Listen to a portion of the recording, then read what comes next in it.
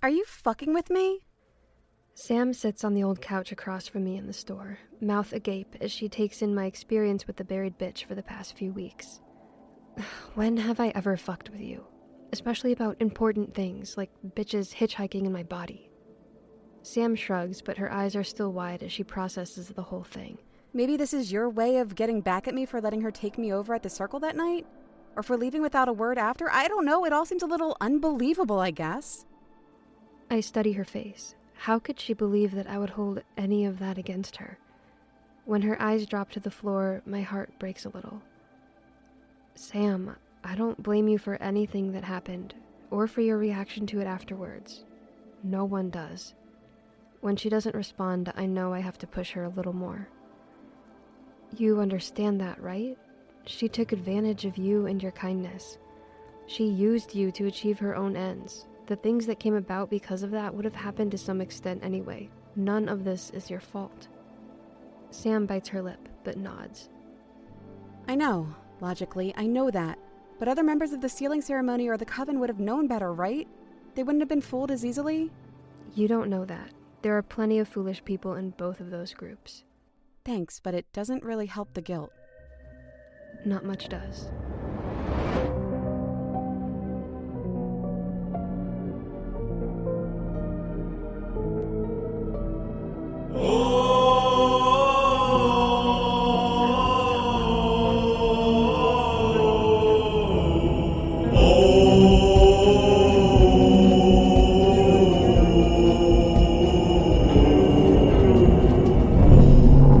It's All on the Cards podcast, Season 4, Episode 4, The Harbinger of Help. So what are we going to do? I clock the we, but don't question it. I knew that telling her would mean including her in the solution as well as the problem. I'm not sure. That's why I decided to tell you. I leave out the part of me feeling her drive to help others, the surge of the buried mother's power taking me over, lending itself to me as if I were qualified to wield it. I don't fully understand that aspect of it yet, and I don't want to put everything on Sam's shoulders if I can avoid it. Still can't help but keep your secrets, can you, Jade? I roll my eyes, and Sam tilts her head. What was that? The bitch is making herself known, that's all. Sam's face lights up at that. She stands up and comes closer, examining my head as she walks in a circle around where I sit. What is she saying? Can she see me? Does she like me? No. Well, that's rude. She barely knows me. She's controlled you, remember? She knows you. And I think she's a little pissed that her plan to use you didn't go as well as she hoped. That wasn't my only plan. I've got backups to my backups. Plans on top of plans. That one was just a failure. Because of her. She says that her whole plan failed because of you, so you should be proud. Lies are only gonna get her hurt in the end, Jade. Sam smiles at my words, though, and moves back to perch on the arm of the couch. I can deal with her not liking me. I don't particularly like her. But how do we get her out of you? Sam jumps up and begins to walk circles around the sitting area in the store, around the couch, and then around the small table and back again. She stops suddenly and turns to me. Can we lock you in a room with a bunch of sage and smoke her out?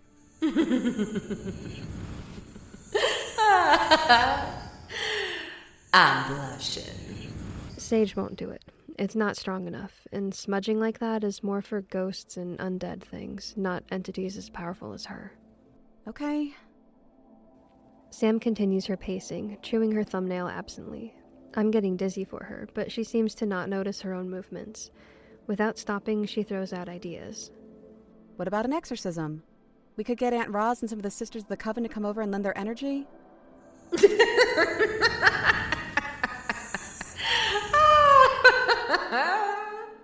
I shake my head to clear out the sound echoing in my skull. Sam, we had her entombed inside the earth, inside my mother. Do you really think your run-of-the-mill solutions will work? She's too powerful. Nothing that is effective against ghosts and demons is going to make her budge. We have to think outside of the box here. Have you considered a lobotomy? Yes, and as fun as it sounds, it would probably leave me trapped inside my head with her forever instead of the eviction I am hoping for. Let's call that Plan B then. She smiles down at me before dropping onto the couch once more. So, what do we do? We go into research mode, I guess.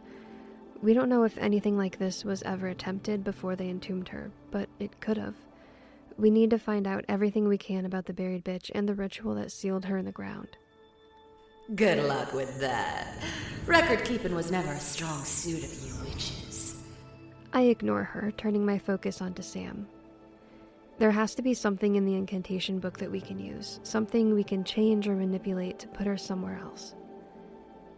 Sam nods, deep in thought. What if we ask Vera? She might be able to help. I stare at Sam, at a loss for a second. Before I can ask who she's talking about, the image of dark curls and a flowing skirt pop into my mind. The palm reader. That hack. If she takes me down, I deserve it. Hard pass. But she could help. She knows a lot about magic and stuff. She might know what to do here. How do you think she'll be able to help with an entity local to an area she just moved to, with a group of covens and beings that she's not a part of, and a ritual that she's never done before, let alone seen? She's probably done some other kind of ritual, though. You don't really know what she knows. Sometimes bouncing ideas off of other people gives you a new perspective. I don't need her perspective. Fine, but we need to tell someone. Like Aunt Roz? No, absolutely not. Jade, we can't do this alone. We don't know enough. Aunt Roz knows a lot more than me, and she has access to a lot of history books, and spell books, and just knowledge in general. What did you think I would be able to help with if not asking her? I flatten my lips in frustration. The truth is, I hadn't really thought through telling Sam in the first place. The buried bitch's power overwhelmed me and made me make a decision that I didn't have time to fully think through. And now I'm dealing with the consequences.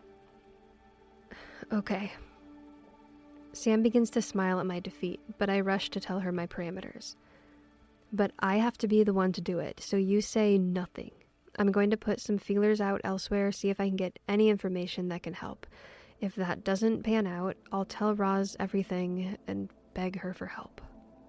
You know you won't have to actually beg her, right? Aunt Roz would want to help you. She loves you. I make a little sound of disagreement, but stand and turn away before Sam can see the flush rising to my cheeks.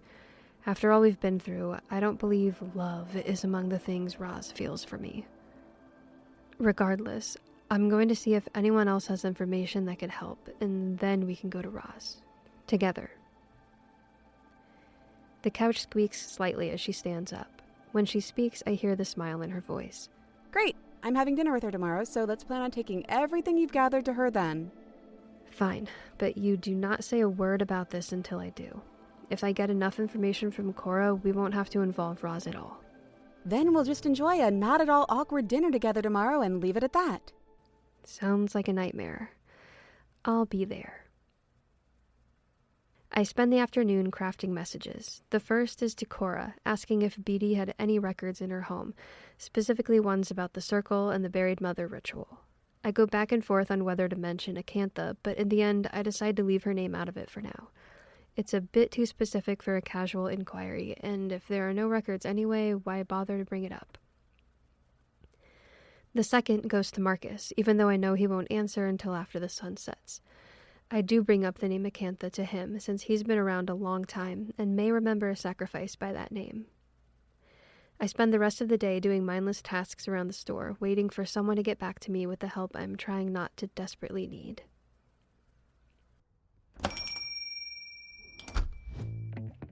Hello, welcome to Which Way Between the Lines bookstore.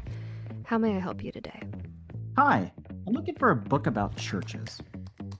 About churches in what way? I do have a very small Christian section, but this is mostly an occult bookstore. Right, which is why I came to you. This book talks about churches throughout history with some interesting pagan folklore around them, and I think it also outlines some ways to work magic with its holy energy. Which is working with Jesus energy. Sounds about right for around these parts. Yeah, I found the book once in a different store, but didn't buy it then and couldn't find it again. The first time I thumbed through it, it talked about how urinating against a church while holding a communion wafer was the way you became a witch.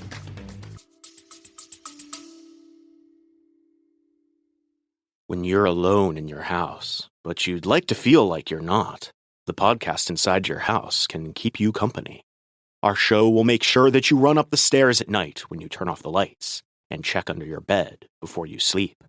We'll bring you every kind of horror, from the classics like Lovecraft and Poe to the strange and often silly world of no sleep and creepypastas. We've even got stories written just for the show that you won't hear anywhere else. So go and check out the podcast inside your house. We're on all major platforms, as well as inside your pantry, deep in your crawl space, and sitting at the foot of your bed at night, watching you sleep. Oh, that book. Yes, that's Hallowed Ground by Mark Norman. I should have a copy of that in stock. Oh, awesome. Thank you so much. You going to try that urinating on the church thing? I'm not going to. More like already did.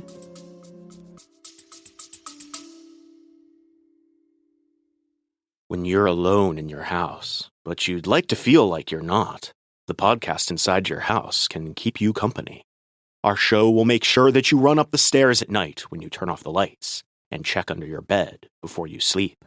We'll bring you every kind of horror, from the classics like Lovecraft and Poe to the strange and often silly world of no sleep and creepypastas. We've even got stories written just for the show that you won't hear anywhere else. So go and check out the podcast inside your house. We're on all major platforms, as well as inside your pantry, deep in your crawl space, and sitting at the foot of your bed at night, watching you sleep. Hallowed Ground, the folklore of churches and churchyards, examines the surprising traditions, customs, superstitions, and secular imagery found in Christian churches and churchyards, with a particular emphasis on the traditional rural Protestant church. Beginning with stories associated with the construction of church buildings themselves and the role that they played in the community, the book moves through a number of subjects where everything might not be as it would seem it should be in the Christian church and its grounds. Expect vestiges of pagan symbols hidden in the fabric of the church building, and clergymen rumored to hold strange arcane knowledge of their own, kept within their personal occult libraries. Learn the ways in which you can use the church and its grounds to divine who might die in the next 12 months, and where you might find love and how you might cure illnesses. Watch out for a number of figures who you shouldn't expect to find on such holy ground, from run-ins with the devil to spectral figures inhabiting the church or its graves. Discover some of the ways in which magic and witchcraft seep into the hallowed ground of the churchyard from outside. Hallowed Ground will offer more than a few surprises about the folklore that surrounds the church and its churchyard, and a fascinating insight into the social history that surrounds our place of traditional Sunday worship, all delivered with the academic rigor and accessible, engaging style for which the author is known. Link in the show notes. That night after work, I pour myself a mug of tea and examine my bookshelf. I've already gone through the books that seemed the most relevant, so this time I'm going over everything, inspecting indexes and squinting at the tiny script that makes up many of the older editions. I'm about a pot of tea down when my phone breaks the silence of my apartment, but I'm more than happy to dig through the piles of open books to find it. It's Marcus. Good evening, Jade. This is Marcus. I've thought back, but for as long as I've been a part of the Sealing Circle, there has not been a participant named Acantha. If she is real, she is from before my time. I thank him for responding and tell him to text me if he remembers anything that could be helpful. Then I let my head fall onto the table in defeat. There is still hope that Cora will come back to me with some answers, but that hope is dwindling. Poor Jade. Trying so hard to do the impossible. Why do you fight this? Because it is my body and my mind, and I refuse to let you take it away from me. I've already taken it. It's mine now. We have merged into the same being, and there is no separating me from you. Not anymore. You really want to spend eternity with someone who actively hates you? What kind of life is that? Oh, I don't believe you can hate me forever. It's such a long time to hold such a silly grudge. You don't know anything about my ability to hold a grudge. I know more about you than you think. I've watched you for a long time. Oh, shut up. Watching is not the same as knowing. I scramble for my phone again, hoping it is Cora, but it's just Marcus again. Text. Good evening, Jade. It's Marcus again. Did you perhaps ask anyone else who has participated in the sealing circle if they know of Acantha? Gale says that he thought someone kept a record of those who attended each sealing ceremony, but he doesn't recall who. Marcus and Gale are hanging out. Interesting. I reply with a kissy face emoji before letting him know that I've texted Cora, but haven't heard anything. I also ask if he would reach out to those he's in contact with and see if they remember anything that could help. I start to put the phone down, but throw an extra text out there at the last minute to say thank you. Man, maybe Sam is wearing off on me. I stand up and throw my arms over my head, stretching the muscles in my back that have gone to stone from sitting too long. My eyes are gritty from staring at the small scripts in my books, and I know it's time to call it a day. Still, I give one last longing look at my pile of research before crawling into bed. Tomorrow is another day. The next morning, I'm surprised to go down to the shop and find it still locked. I haven't had to open the place since Sam came back. With a grunt of annoyance, I rummage through my bag of books from home and search for my keys. Sorry, I'm here. It's fine, I've got it. I drop my bag next to the counter and turn to start the coffee pot, but Sam is coming in hot, her arms also full of books and notepads. I can do it. Sam, I'm already here. I'll do the coffee, you put your stuff down and boot up the computer. The regulars will be here soon, and they won't want to wait to pay, too. Right, I can do that. She drops her armload onto the coffee table and runs behind the counter to get everything started for the day. Have you heard back from anyone yet? Nothing concrete so far, but I've still got feelers out. Well, Aunt Roz is expecting both of us at 6, so dinner is happening whether we tell her what's going on or not. Before I've even started the coffee pot, the doors are opening on our first customers. Sam greets them with a smile and rings everyone up while I look over the research she brought. Clearly, she had the same idea as me, bring everything and sort it out later. I can see the beginner witchcraft books that I sold her years ago, along with personal notebooks and older tomes that I have no idea the origin of. Picking up one with a dark green leather cover, I read the title, Witchcraft of the Ozarks. Another one, Spells and Spellkeeping. Looks less promising, but I skim through it anyway. It is full of exactly that, spells, with notes in the margins and a few different handwritings. This isn't one of Roz's, I can tell. She would never have written in a book. When the store clears out, Sam comes over to join me. I hold up the spell book. Where did you get this one? I got that this summer. I traveled around a lot, meeting different people and learning whatever I could. I picked that one up in a secondhand bin at a convention in Chicago. A secondhand bin? Have you found anything useful in it? Not so far, but I haven't tried everything yet. What, you think I'm being stupid buying a secondhand spellbook that might not work? No, I think you're being stupid buying a secondhand spellbook that might not do what it says it does. Jade, I know how to be careful. Do you? She snatches the book from my hands, tossing another in its place. Yes, and if you don't think that one will help, try a different one. We lapse into silence as we look through the books she brought, showing each other things that stand out and making notes on what could be helpful. I try not to be dismissive of the things she finds, but nothing feels quite right. I can almost sense the smugness of the buried bitch deep in my mind, content with herself and her position.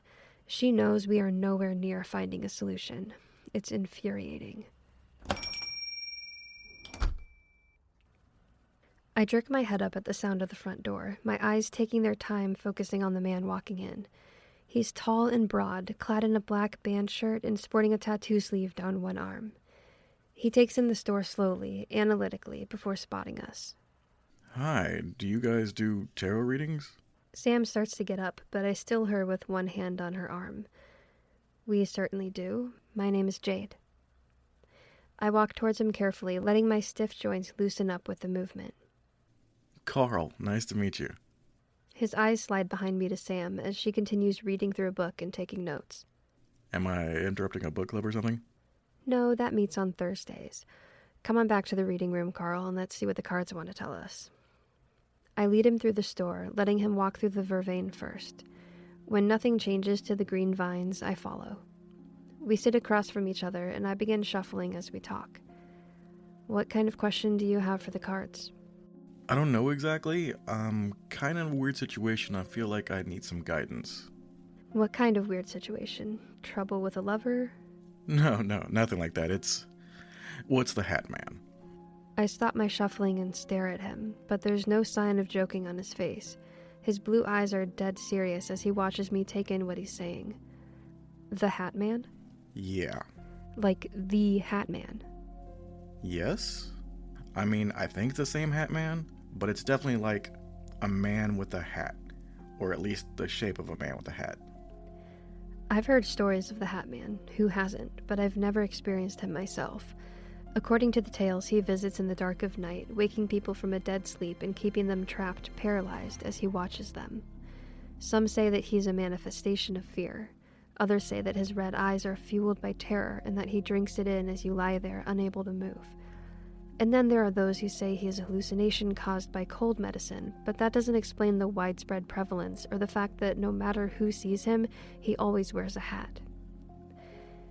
So you want to know why you're seeing the Hat Man? Oh no, seeing him doesn't bother me. I've been seeing him for years. Really? And you're not afraid of him? I was at first when I was a kid, but he's kind of like a friend now. Or I guess like a guardian angel. Seeing him isn't as scary to me as it used to be, now that I understand him. I even have a tattoo of him. Here, check it out. He holds out his forearm, and there, nestled between Ghostface and the Jackal from 13 Ghosts, is a dark silhouette of a man in a hat, eyes flaming red. The dark ink is faded the way older tattoos do. Clearly, this is one of his first. So you understand him so well that you've honored him with a tattoo. Does he speak to you or something? Carl shakes his head, a slow smile crawling on his face as he pulls his arm back. No, I just learned that when he shows up, it's to warn me of something bad that's coming. Bad? Like how? Well, the first time I saw him was when I was 14. I thought I heard a crash or something downstairs and it startled me awake. I opened my eyes and tried to get out of bed to see what happened, but I couldn't move. And then he was standing there, right in the middle of my room, staring down at me. My heart was racing, but I couldn't blink, couldn't move, couldn't scream. And he just kept staring at me like he expected me to do something that I couldn't. He finally crouched down so he was closer to my face, his glowing red eyes still watching me. I was scared at first, but he didn't try to touch me. He didn't do anything but watch. I must have fallen asleep because the next morning he was gone. When I got up, I asked my mom if she heard anything crashing downstairs last night, but she said no and sat me down on the couch. She told me that my grandma had died. Apparently she had an aneurysm, passed in her sleep. I did make the connection for a few more years, but every time I saw him, someone I knew, even just in passing, like a friend's brother, died. And that's not scary to you? Not really. I mean, I like horror movies and podcasts and stuff, so the Hat Man is the least scary thing I've seen. He never does anything to me. He's more like a warning that something is going to happen, so I can brace myself. But this time it was different. What made this time different? Usually, when I see him, the bad thing happens the next few days, and then I don't see him again for months, sometimes years. I don't know what's going to happen, but it must be something really bad, because I've seen him every night for the past 2 weeks. And that's never happened before? No, he's always been pretty reliable, and the weird thing is, nothing bad has really been happening in my life. Just bought my dream car, a 1990 red Ford Mustang LX convertible, got a really sweet deal on it. My job is going well, my friends and family are all safe and happy. I just don't know what he could be trying to tell me. That's why I came here. My neighbor told me about you, and I was hoping you could help me understand. Let's see if the cards can shine some light on your Hat Man.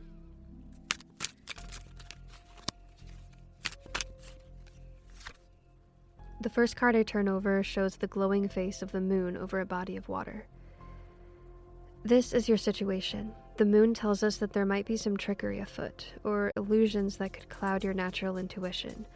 You don't know if you should trust it or not.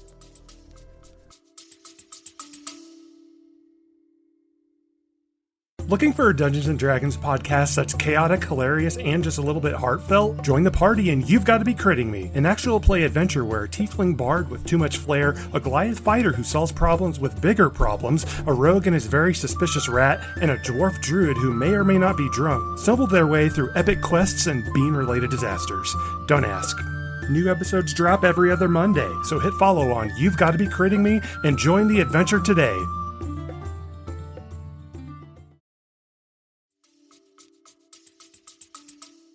So that's the Hat Man? I don't know if I should trust him, since this is such a different situation. Or he's trying to warn you about some other deception. It's still a little unclear. We need more from the cards to get the whole picture. Carl nods along and watches as I turn over the next card. Ah, see? The Queen of Pentacles. She represents security, the creature comforts of home. This is where your issues are stemming from. You mentioned your neighbor. What's going on there? His eyebrows are drawn together as he listens, but he shakes his head. I barely know her. We were getting our mail at the same time a few months ago when she saw my tattoo, so I told her about the Hat Man. She said she came here and had a really informative reading, but she wouldn't tell me what you said to her. When I started seeing the Hat Man over and over, I remembered what she said and decided to come check you out. But I really don't think she's gonna do anything to me. We don't know each other. Okay, is there anything else going on at home? A partner, a pet? No, I've been flying solo lately. I was toying with the idea of getting a dog since I miss having someone at home with me, but I put that on hold when all this started. So there's nothing new in your home life that could be causing these nightly visits? Not that I can think of. I lay my hand on the final card, eyeing him carefully. He doesn't seem to be lying, but something has to be going on. This is one of the most unclear readings I've had in a while, and I can't seem to figure out why. The answer comes with the next card. The Two of Swords reversed. There's no right choice here. No matter where you go on your path, it will lead to the same place. So I can't stop whatever's gonna happen? This thing that the Hat Man is warning about, it's just coming, no matter what? Unfortunately, it looks that way.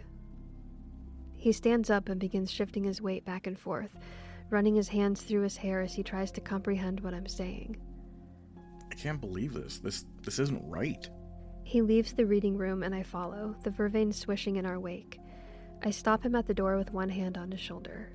Wait, Carl, listen, the cards aren't always right. Whatever is going to happen, you always have a choice. That choice may just be smaller than you wanted. Think about what the cards are telling you overall. The moon says trust your intuition. The Queen of Pentacles warns you that it is coming from your home. Even if the outcome is inevitable, you still have a say in the path that gets you there. Why does it feel like you think I'm gonna die?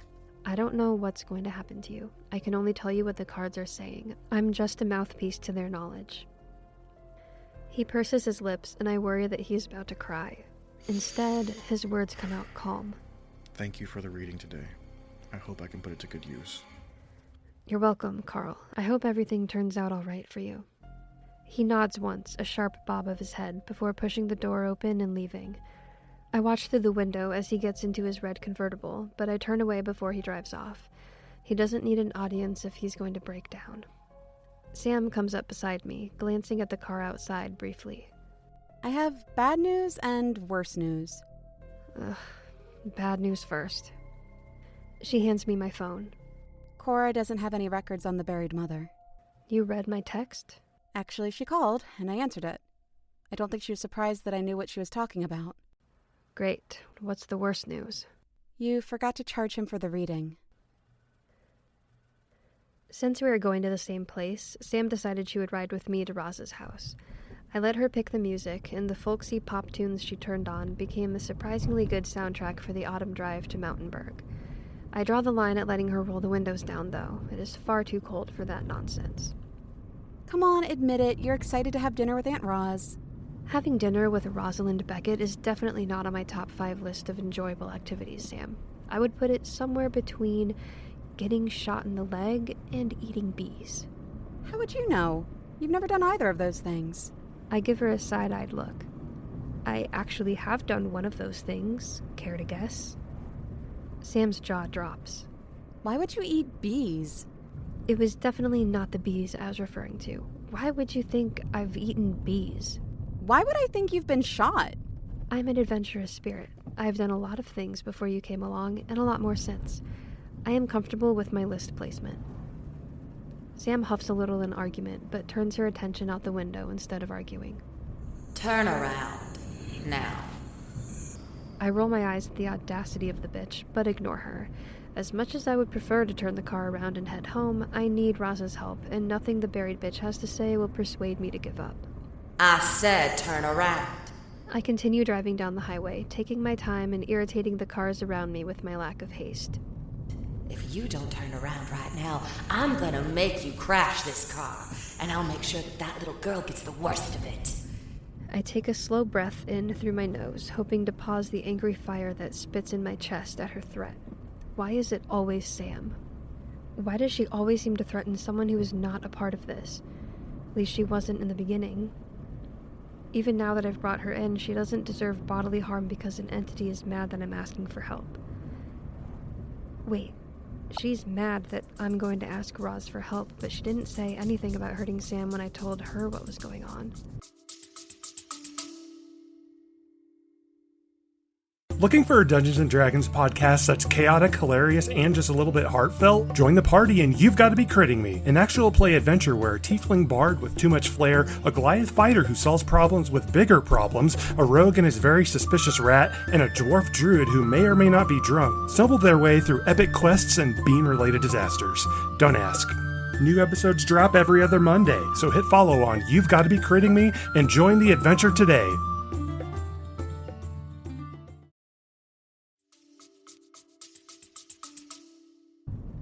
Stop the car, now! The consequences of ignoring me will be dire for everyone around you. I'll make you speed into a passing car. I'll make sure that the fireball of your impact burns her alive, traps her inside the vehicle as she cries out for help. And then I'll make you run away like the guilty little wretch that you are. I see it as she speaks inside my mind, my foot slamming on the gas, the jerk of my car into oncoming traffic, the golden explosion of fire, and worst of all, Sam's face as the skin sizzles and melts around her screaming mouth. I shake the vision from my head, bringing back the tree-lined road and beautiful autumn day. Do it. I project my thoughts to her without saying the words out loud. No reason to scare Sam. If I'm right, I will know more about the buried bitch. If I'm wrong, it won't matter. Loosening my grip on the steering wheel and relaxing my body, I wait for her to grab control. What are you doing? Letting you take control. Go ahead, do it. I let my head fall back against the headrest and relax my eyes, allowing them to almost fall closed. If she can take me, let her. You think I can't? Or that I won't? I don't care about you or your body, and I definitely don't care about her. I will destroy the both of you and then forget you even existed. So do it.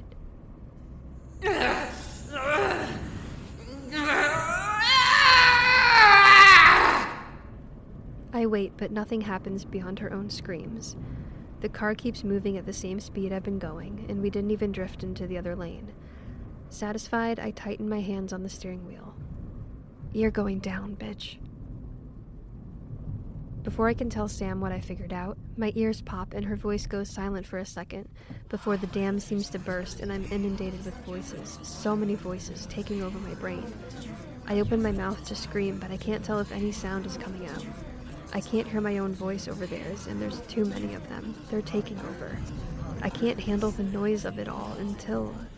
Jade? I nearly crashed the car myself at that voice, the one I've wanted to hear for the past decade. I've wished it for so long, I can't believe it's here, right now. In my head, but out of my control. My mother. Sam jolts upright at the sudden jerk of the car, but I wave off her concern. There was a bird. It flew too low and I almost hit it. Sorry. She gives me a weird look, like she doesn't quite believe me. If it was the buried mother, you can just say that. It's okay. Yeah, it was her. Just starting her usual shit. Well, we're almost to Aunt Roz's, so hopefully we're closer to finding a way to get rid of her. Right. We definitely need to get rid of her. Well, if it isn't my two favorite witches.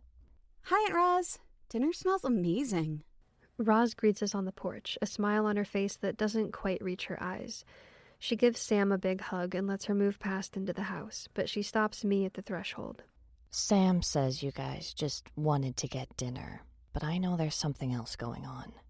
Do we want to sit through a dinner hiding it, or do you want to tell me why you're here? Can we do both and save some time? Absolutely.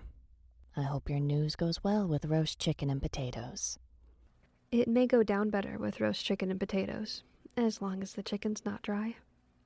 As we sat around Roz's rustic dining room table, I explained everything that has been going on inside my head for the past few weeks. Roz, understandably, was incredulous at first, but Sam helped corroborate my story. Aunt Roz, you should see it when the buried mother is talking to Jade. You can tell her attention is on something else, and then you can just see the irritation in Jade's face at whatever she said. And it's different from the irritation in Jade's face when I talk, too. It's much angrier. Thanks, Sam. Very helpful. So, what are we going to do about it? I assume you've tried all of the usual methods of possession removal? It's not a possession. It's bigger, stronger than your typical ghost or haunting. When I took her in, I felt her latch onto every fiber of my physical being. It's why my voice changed.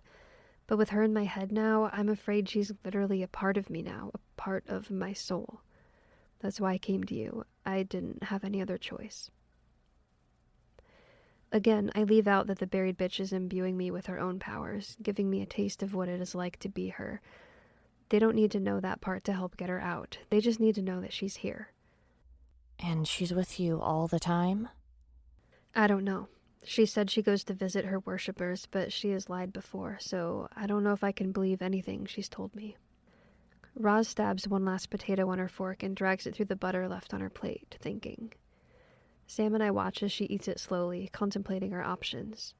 So, what do we do? We look to our ancestors. See if they have encountered a situation like this before. There has to be something in the Black Room that could help us. Sam and I both gasp at her mention of the Black Room. It was Maureen's personal collection, full of books too powerful or dark to be among the regular coven.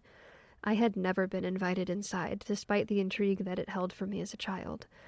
Likely because of it.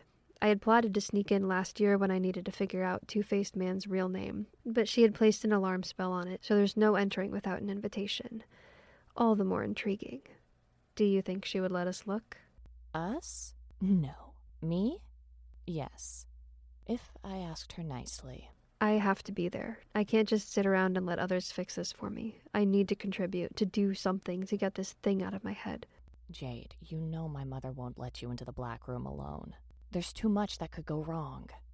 Then you come with me. Never leave me alone in there, as long as I can be there too.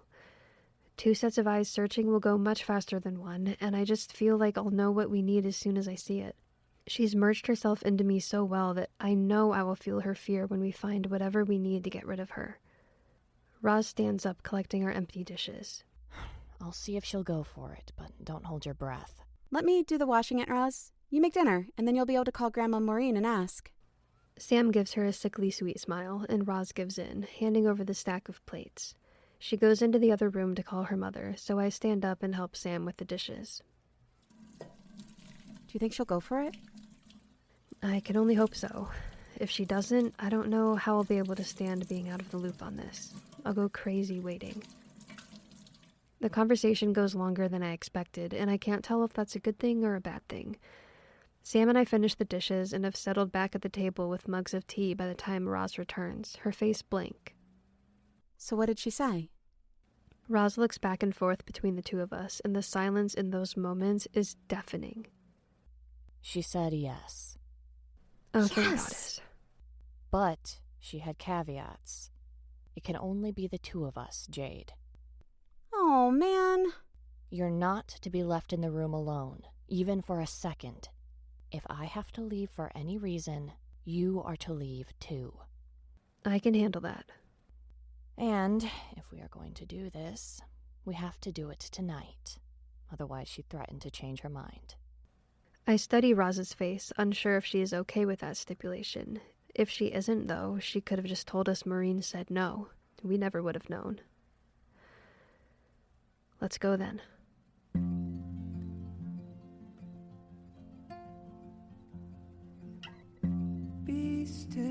This episode of It's All in the Cards was written by Morgan Valko, featuring the voice talents of Abbey Konzen, Unjust Clay, Nichole Goodnight, Sarah Thomas, crew chief Eric of the Motoring Podcast Network, and Jessica McEvoy. Theme music by The Arsonist. Don't forget to check us out on Patreon for early access to episodes and bonus content. Thanks for listening. sinners for